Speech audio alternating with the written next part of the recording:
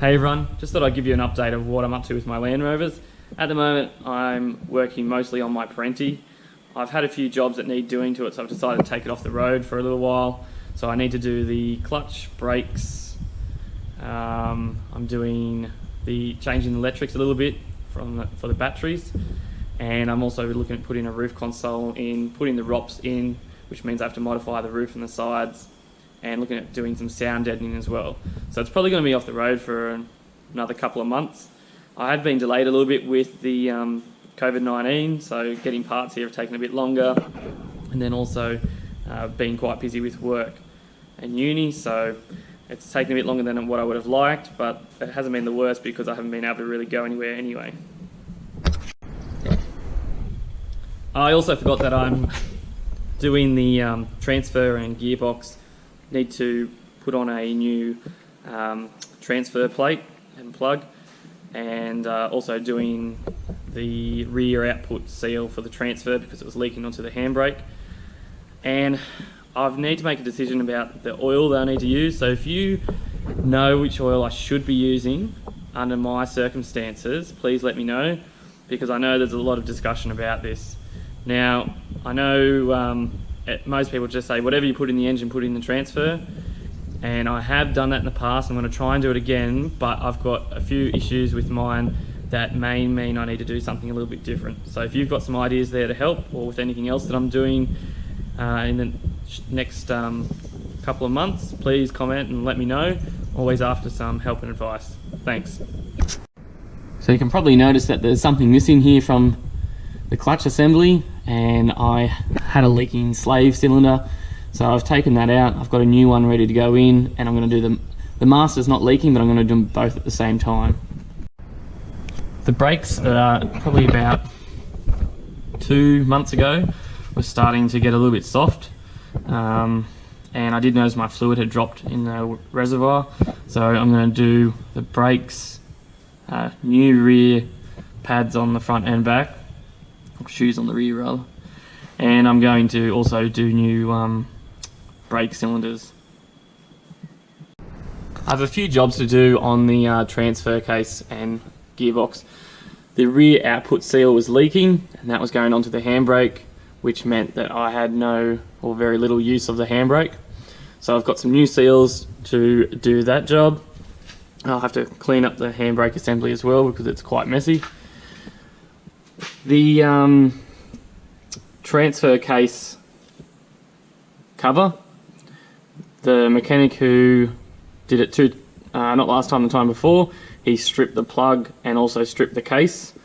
So the last mechanic I took it to, he told me of that, and he managed to put a new plug in the old case because I was traveling at the time, and that worked enough, but it meant that I had to pay an extra $50 for a plug, and then I had to go and get a new cover casing, which was $120, so that was quite expensive just for a mechanic overdoing a drain plug. You can probably see there that there was automatic transmission fluid, which the last mechanic put in, who was a Land Rover mechanic. The reason he put that in was because it was too hard to shift gears, or it was getting harder to shift gears, especially in the colder weather. And when he put that in, it did make the gear shifting a lot better. However, I've also been told that having the ATF fluid in it can cause some issues in the gearbox with some of the, I think it's the brass parts of it. So I've drained both the gearbox and the transmission, and I'm going to put some Penrite engine oil in, the same as what is in the engine. See how that goes. I have heard of some people putting in some slick shift as well, so I'm just going to go straight with the engine fluid oil, and if that doesn't seem to work, if it's going back to, because it's quite hard to get into second, then I might look at doing some of the easy shift into it. Otherwise I'm going to have to go back to the ATF fluid. I've had a few issues with the starter motor not turning over. I've undid it all, cleaned all the terminals up, put it back together, and that didn't work, but just tapping the solenoid sometimes made it work, but it's something that's going to have to get pulled apart and have a look at or replaced Not that I really want to spend a lot of money on a starter motor right now with other things.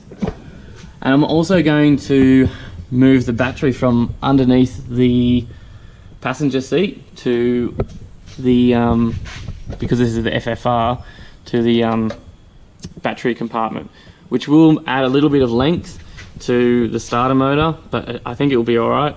So I'm going to put my auxiliary and my starting battery both there in the one spot. So inside the cab I have taken the center console out. I'm going to make a few little changes to that.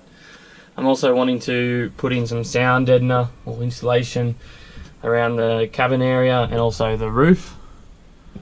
I'm looking at putting a roof console up the top. I've made one, but I just need to make a few modifications. I'm not entirely happy with it, so whether I end up making a new one altogether, I'm not sure yet. Another job that I'm going to be doing is taking the roof off and putting the ROP system back in. So lots of jobs to be done. I've also started to take out the center electrics. So this is around the, I had the amp meter and the hour meter. So they're already out. I need to fix up this wiring. I want to keep this part, but the wiring needs fixing up, and probably put a plate over there. I'm not sure yet what I'm going to put there, whether I might put a spot for my phone. So this is the roof console that I have so far. It's a bit of a tight fit. I need to work out how I'm going to mount it a little bit better than what I have at the moment.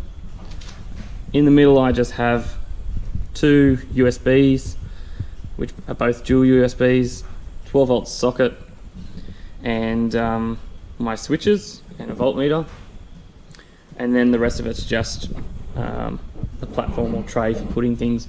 I've got a bit of a lip there to hold things so they won't come off when I'm driving around.